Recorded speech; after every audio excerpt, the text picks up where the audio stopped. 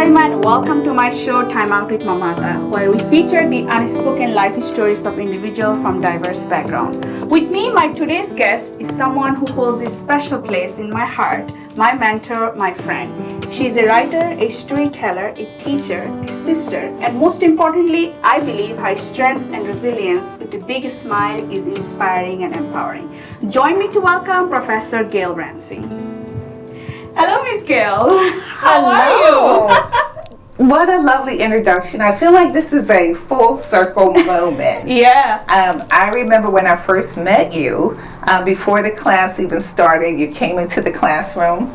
I think I was ending one class, about to start another, and you introduced yourself to me, and you said how you're looking forward to taking my class. And I thought then that that was different. It showed confidence in you as a student to initiate that introduction.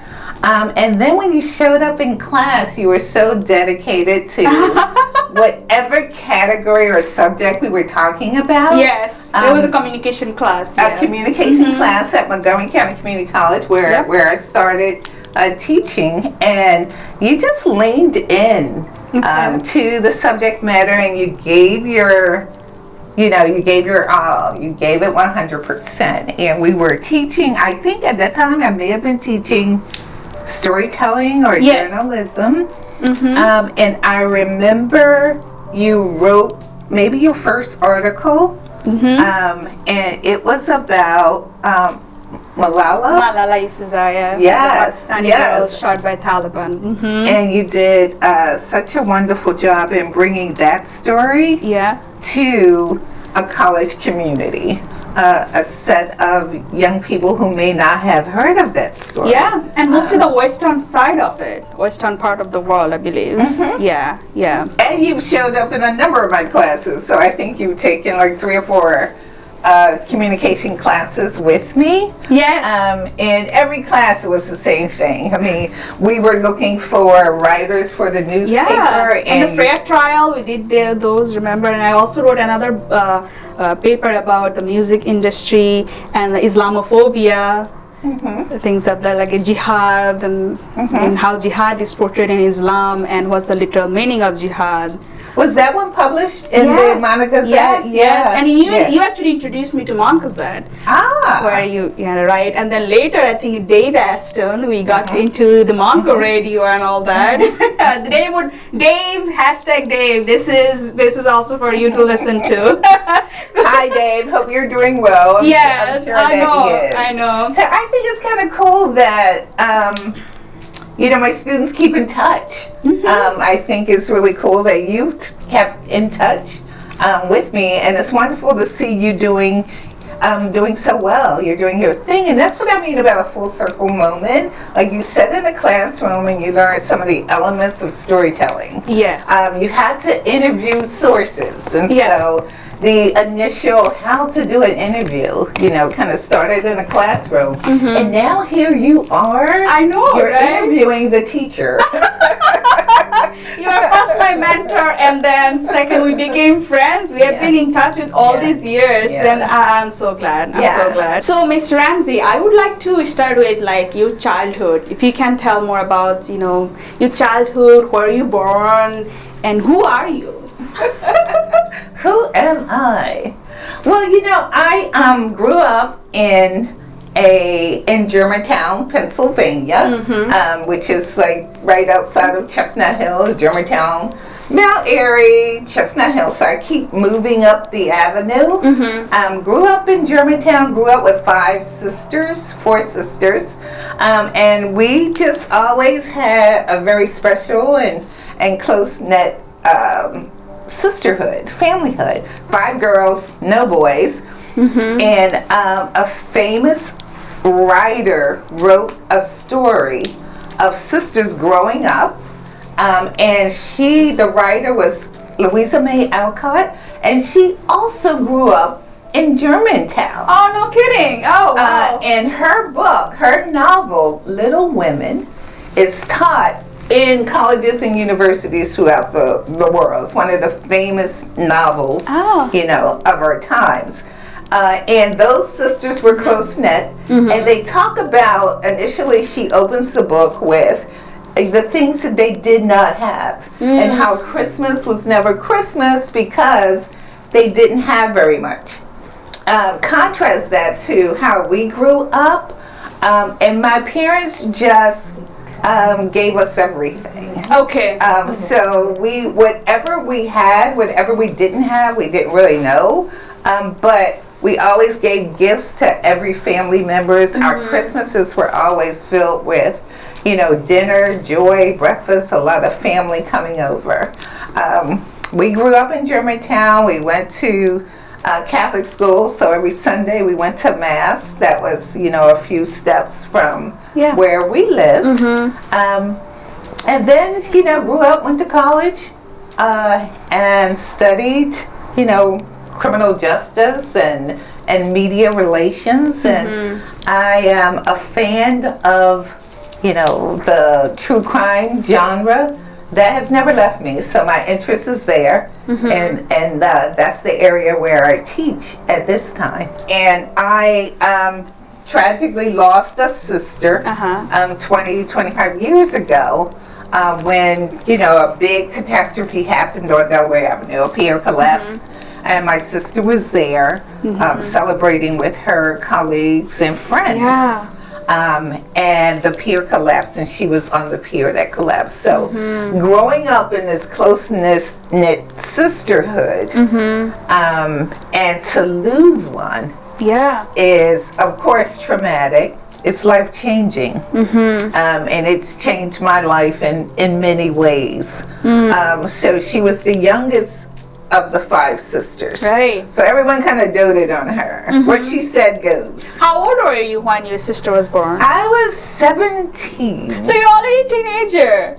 Yes, yes. So we were all teens and tweens. Yes. What are you joking your mom like, oh look mom, you got a baby, it's gonna be a boy or girl? Because that time, did you guys do like an ultrasound? Did your mom know about the gender of the baby? We wanted a girl. Okay. So just hands down, we wanted a girl. We wanted a girl. Oh, no. What would we do with a boy?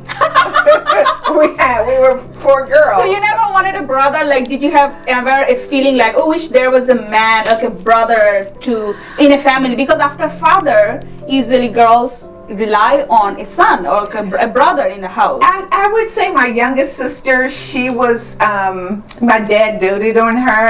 I mean, the youngest, but she also had a lot of interests, similar interests with my dad. She loved basketball, football. Okay.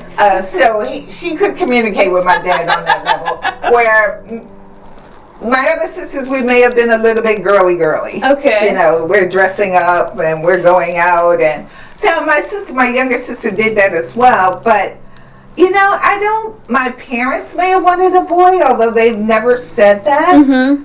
But we wanted a girl, and when we got her, we just cherished her. Yeah. She was everybody's baby. She was the princess, yes. So how was it like growing up with all these sisters, right? Did you guys have competition on like, okay, I want that dress, okay, that makeup and shoes, going out to girls' party? How was it like? Did you guys have a lot of like sisterhood bonding, or there was some jealousy, like a sweet and sour relationship sometime?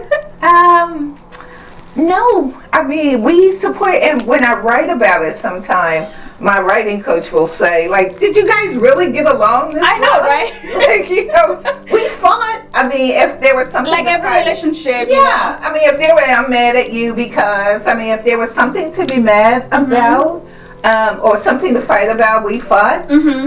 But no one else was able to, I could say things, I could fight my sister, but no one else could. Oh. So we were very protective of each other. And we're very much that way till today. We're supportive of each other, we love each other, and you know, there's not a lot of envy or jealousy. If I can't fit it, another sister can, and she's welcome to it. Yeah, so you said you actually started into criminal justice, and more into that tragedy, high profile cases, things of that nature, you were interested to. What was the drive? Like, was it in the family or the neighborhood you were living in? What's the motivation to choose this and eventually make it your career? I think that each of us have interests and a calling, so to speak, so I don't think it was necessarily a neighborhood or an environment. I think just innately, naturally, I was attracted to television shows that were courtroom dramas, attracted to good and evil in the world, and that's kind of morphed into what am I going to study in college. So I changed majors, and then when I started to take criminal law and criminal justice courses, those resonated with me. So I was just naturally interested. I went to law school for a semester and realized that that's not the path that I wanted to go, that I was more interested in the drama of the courtroom. And then I started writing about it, just my own musing, just kind of writing it down myself. And yeah, I mean, that really appealed to me. And so the courtroom drama aspect of, what was going on in the world, many high profile trials, like the O.J. Simpson trial, of course, I was glued to the television. We covered that in the class. If it's a high profile trial, we're going to cover it in class. Yes. We're going to talk about it, and I bring to students, or what I try to bring to students is clarity on what happens in the courtroom is not unlike or is very different from what happens in the court of public opinion. How different is that? There's a difference. Okay. And so the way the media covers a trial, they're going to give you the who, what, when, where, and why. Okay. But they're going to add that element to bring you in, the hook, to make it interesting to you. Within the court of law, lawyers have guidelines that they must adhere to. And they're not trying to make it interesting for the public. I see. They're trying to make it clear for a judge and a jury. And that's the most important thing, and I think it's more important to the families or people who are dealing with that case. But there's two sides to every story. Yes, of course. And so sometimes you come out bamboozled, like which way, what's happening here. So of course the jury is able to decipher that and decide for themselves, which way, a case will fall. But I try to impress upon students that everything that you're hearing in the court of public opinion may or may not be true. And that's why we see some, we see such differences. Like you may be following a story, a case on the outside. You're reading everything that the media puts before you. And then the verdict is very different than what you anticipated. Right. And it's because you're not seeing what goes on inside the courtroom. That's why people say don't get influenced by media. You don't know the truth. Well, media, credible media, you have to adhere to those codes of professional conduct. So accuracy, do no harm, report the truth. They're held to that standard. So they have to be accountable. Right. But you have to know that reporters are biased, and everyone has their bias that they bring to the table. But as media students of media, there is a certain level of media literacy, that we try and impress upon you to maybe not just take everything at face value, but dig a little deeper and find out what's really going on here. Right. You also covered the low profile cases as well, like indigenous people, Native Americans, things that media don't cover a lot, or people don't want to take these cases and they just get vanished. Things like that. These things also interest you? That is, I believe that's really, a passion, like to write about narratives that are missing in media, and to share that concept and that story with students so that they will go out and find those stories and tell those stories. And so one of the things I've been doing a lot of research on lately, and I hope to develop it into an article or novels, is when missing people of color, when people of color go missing. Right. You know, is the story the same? And so we see that disparity in media and how that coverage is not so widespread when a young black girl goes missing or you know, versus someone else. Right. So that definitely is an interest area of mine. Missing, they call it missing white girl syndrome. And that is to say, when a Gabby Petito goes missing, the whole world is trying to find her.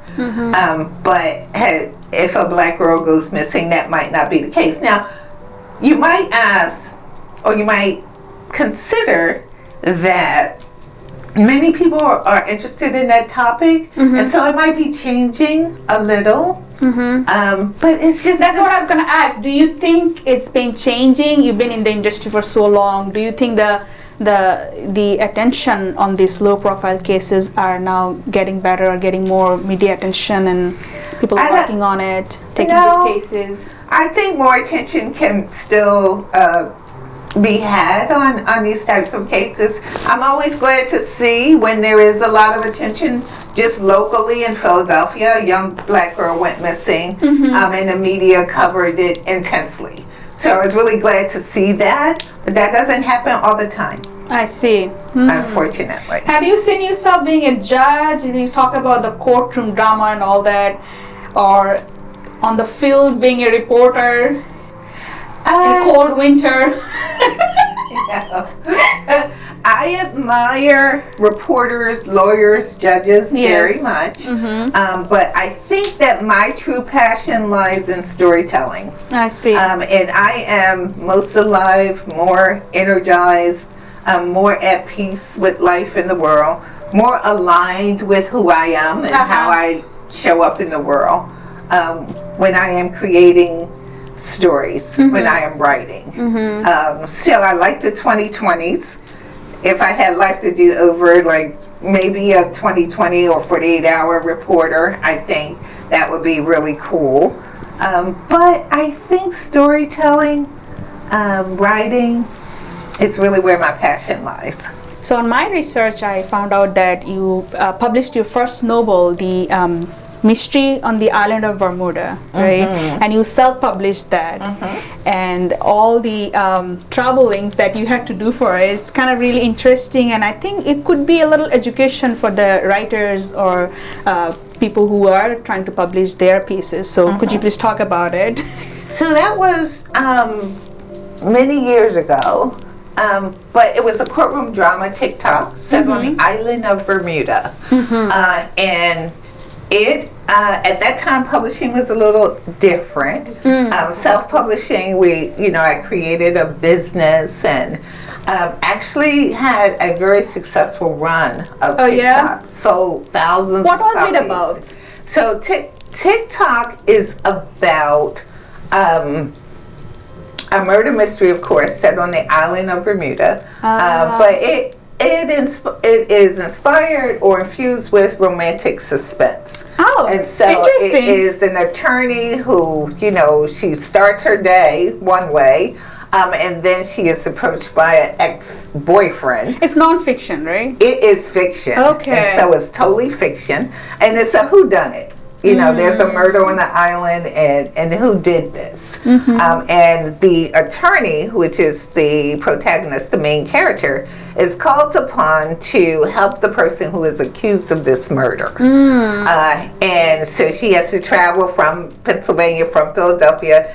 learn what she needs to learn to represent a client in Bermuda. Okay. And so that's sort of like the gist of what TikTok is, a witty courtroom drama filled with romantic suspense. Okay. And at that time, publishing It was really an educational experience. Okay. Hiring an editor, a marketing representative, a PR person. We worked together as a team. I traveled. At that time, we had bookstores in every state. Oh, wow. And I traveled. I did like 52 appearances. Like I was all over, from San Francisco to New York. And so you still covered the West Coast. I don't think I did the West Coast, but TikTok was well known in the West Coast. We had representatives all over, so we had a fun time. Well, what I learned is the route to publishing. Self-publishing is just one avenue to pursue, and so what I've been doing over these last 10 years or so is continuing to learn the craft of writing, because that's really important. Also learning the marketplace, also learning about traditional publishing versus self-publishing versus hybrid publishing, and just kind of setting myself up in workshops and meeting mentors and writers to go a traditional publishing route. What underlies all of my writing, whether I'm writing fiction or nonfiction, I've published articles that relate to courtroom drama, how the public receives cases, and the influence that media has on the outcome of some of the high-profile cases or some of the not-so-known cases. So I've published articles in that regard. But what underlies, I think, all of my writing, and this is the reason why I write, is that I write about loss. I write about grief. I write about how it lingers and the stories that we tell ourselves to survive. Right, you know, musicians sometimes turn out to be the great musicians in the world or for generations is who sings about sad music. It's not the happy one, it's the sad one, loss, grief, and their music turns out to be the greatest. But Mamata, let me note one thing. Grief and writing about grief and loss doesn't have to be sad. Okay. It is insightful. It's a journey. And I think when you focus on the sadness, writing becomes a container for pain. No one wants to read about a container for pain. So when I'm writing my fiction, grief moves. It moves with the characters, it moves with the plot, it moves with the romantic suspense, and that gives grief somewhere to go. I would like to know more about your sister DeAnn, and you wrote on your paper that on her 26th birthday or before that she was dancing on the song Maria Maria by Carlos Santana, and Carlo was just so famous in in 90s and late 80s and all that. Even when I was in my country, he's like internationally known. Like a couple people we knew even from my country, like MJ, Michael Jackson is one, and Carlos Santana, and everybody would vibe on play back Carlos Santana. So when I read that, I'm like, oh, if DeAnn was here, I probably would like do little moves with her, right? I can just envision her on the dance floor. I mean, what kind of person DeAnn was, and so DeAnn very extrovert maybe. So she was 25 when the pier collapsed, and it was 2 days before her 26th birthday. And so her friends at where she worked, the New Jersey State Aquarium, they selected the place on the pier. They found the place, and so she was just hanging out with her colleagues. She was just hanging out with her friends, and the DJ cued the song for her, and it was the top charting song at the time, 2000, and it was Maria Maria, and she hit the dance floor.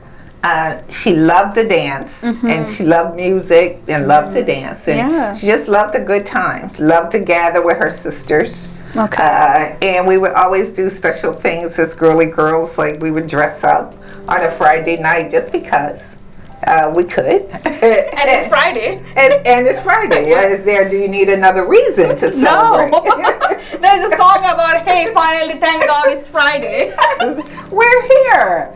And she may cook something for us, and we enjoyed each other's company. But she was out, that night, early May, and just having a good time with her friends. Yeah.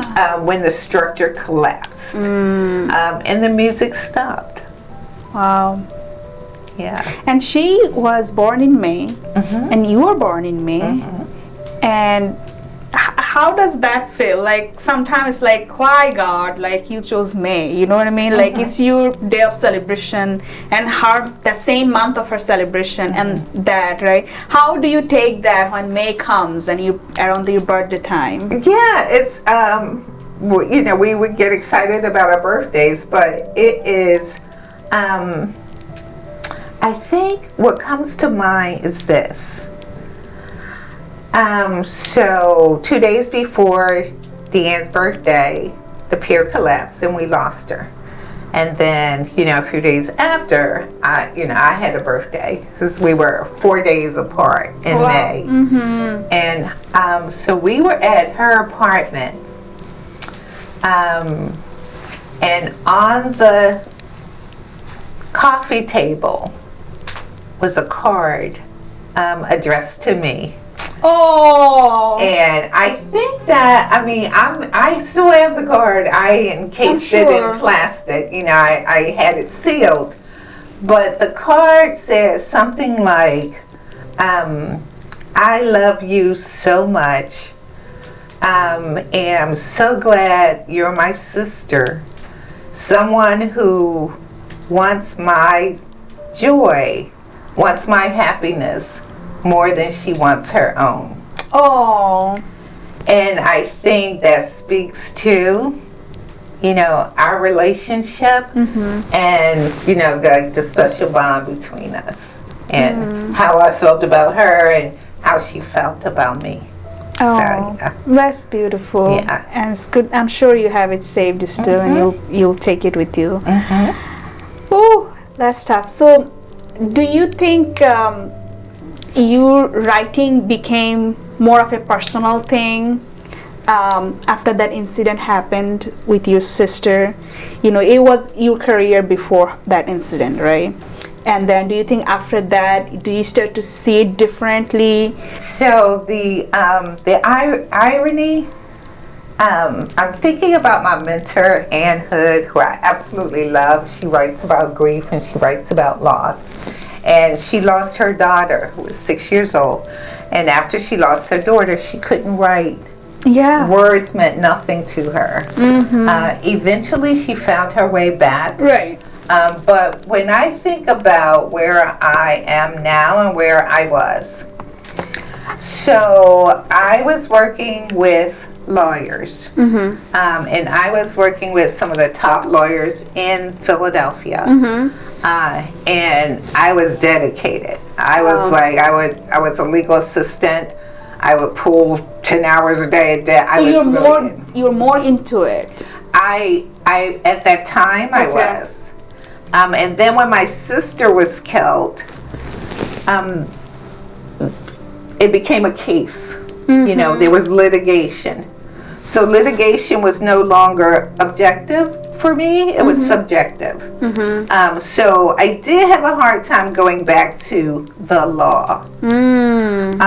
But it also, because I had that knowledge, I was able to navigate the waters, navigate my sister's case. I was able to help my parents find an attorney. I was able to sit in a courtroom and then to be able to articulate to my family what was going on. I was able to assist the lawyers move the litigation. I was able to assist the media in getting the names right, getting the facts right. And just kind of streamlining the message of who DeAnn is. DeAnn also died with two colleagues, Monica Rodriguez and Jean Marie Ferrero. So we did not want their stories to be lost. Okay. And because of my background, It I was helped able family, to yes, work their right. case. And you have the education and experience and the Absolutely. network. Absolutely. You know? And a reporter even said, it's just so ironic that my studies, my education prepared me to work my sister's case. Yeah. And Maya Angelou said, we are more connected to dead people than we realize. How about that? And my writing is inspired by, some of my writing is inspired by people that I have loved and lost. That, I think, has changed the writing. Yeah. But still, the interest in the law, courtroom drama, missing persons whose stories Fiction. never get told, Yes. fiction, that was always an interest of mine. I think that losing my sister, if anything, it just clarified how special life is, and how if you're not doing something that really lights you up, you should not be doing it. So we should strive to do the things that really light us up. And I think my sister not being here just really kind of underscored that for me. If DeAnn was here today in front of you, what would be something you would tell her? Oh, wow. If she was here today. Yes. You know, I think she's all knowing, because I just think that our loved ones continue to live with us. If she was here today, I don't know what I would tell her other than, hell, I'm glad you're here today. With your sister vibe, right? Yes, you made it. If I can have, one more day, with her, that I would just be glad to have her. Yeah. So you have worked with self-publishing with your first novel, and then you are working with your second novel, and that you are going in the traditional way of publishing. So what are the processes or challenges in self-publishing and traditional publishing?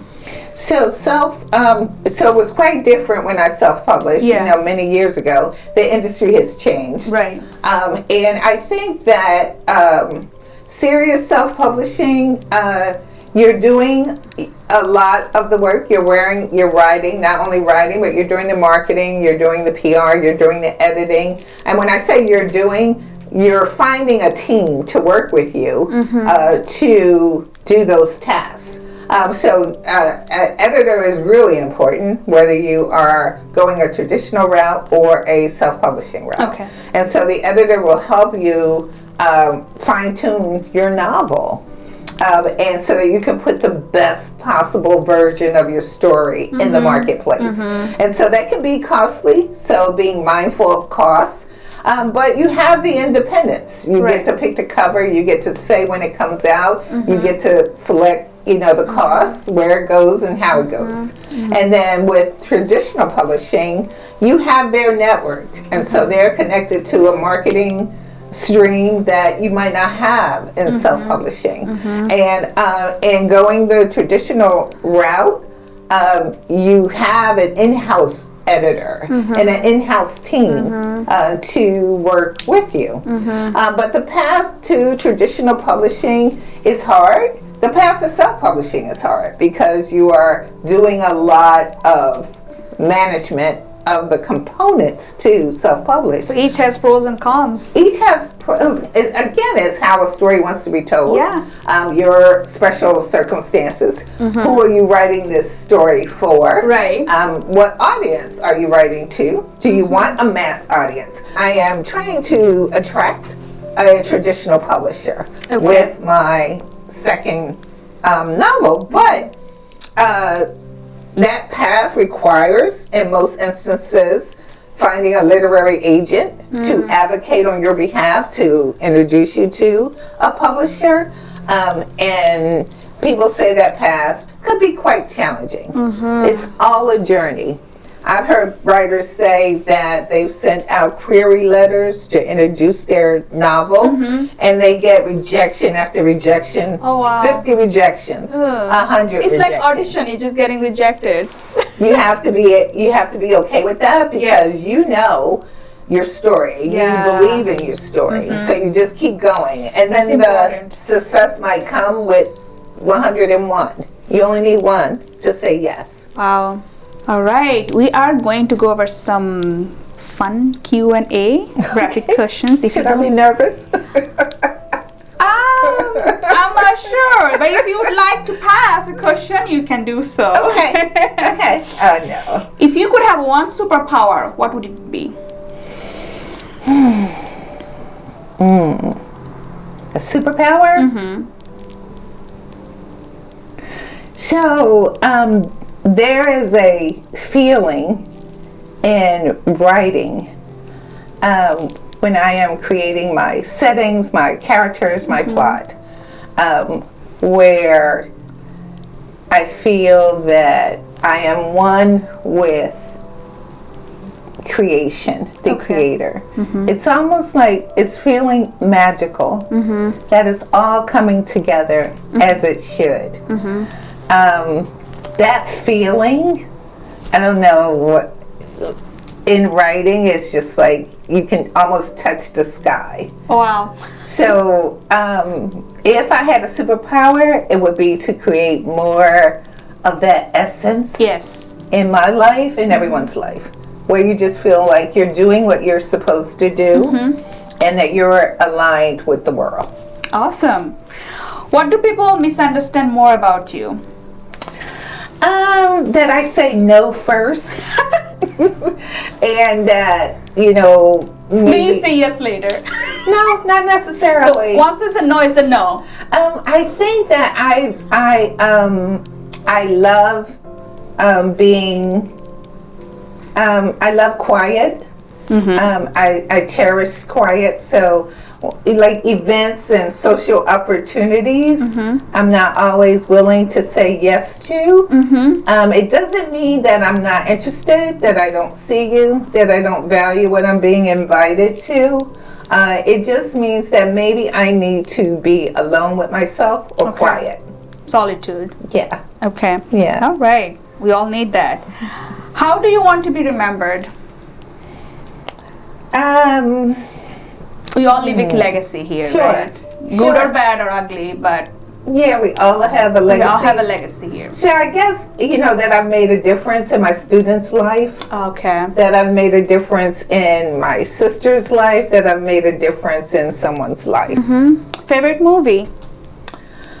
And why? Oh my goodness. So I have two. Okay, sure. I may have shared this in class. Up Close and Personal. Okay. I believe Robert Redford is in that one. It's about a journalist, two journalists who are often covering their stories, and Robert Redford is called to cover a war. And of course there's danger in that, but that movie, Up Close and Personal, two journalists fall in love, and one goes off to cover, you know, a war in a foreign country, and he loses his life. And she recognizes him because they're showing, you know, this place at war, and she sees his boots, and she recognizes that that's her husband or her man. I forget if they get married, but that movie teaches us to do what you love. My other favorite movie is kind of crazy, but it's The Birds. Okay. I love Alfred Hitchcock. So I'm a fan of suspense. Twilight Zone, Alfred Hitchcock, I kind of grew up on. I like The Birds because at the end of the day, it's all about love. Yeah. It's a love story. And then there's a guy who's big and strong who kind of comes in and helps to save the day. It's just an old-fashioned love story with a little bit of danger. And that's the kind of stuff I like to write about. A celebrity that you respect and probably would like to see yourself. You know, there's a character that you're fond of, and it's like, you know, if I was an actress, that would be me.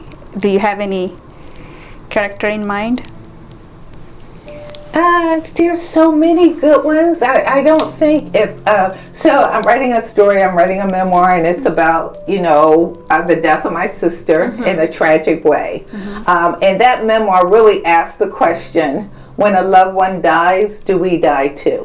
Because I think after I lost my sister, sure, part of me was shut down. And so I had to find that journey back. And so in writing that memoir, I have to write about all my sisters and their personalities. Yeah. And so I see Taraji B. Henson, you know, in there. I see Jada Pinkett Smith in there. I see Queen Latifah. Like, so all these are characters, you know, that personalities that my sisters kind of embody. So there are so many beautiful actors and actresses out there.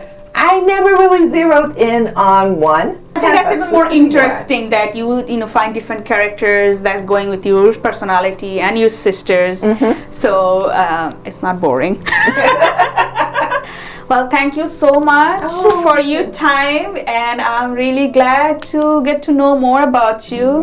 And we have been keeping our relationship for about 10 years. Yeah. Kudos to that. Pat her back. Yes. Yes. And thank you all for listening to my podcast. If you liked it, please share and subscribe to my channel. I will be back with more interesting episodes. Until then, stay tuned. Thank you. That's good.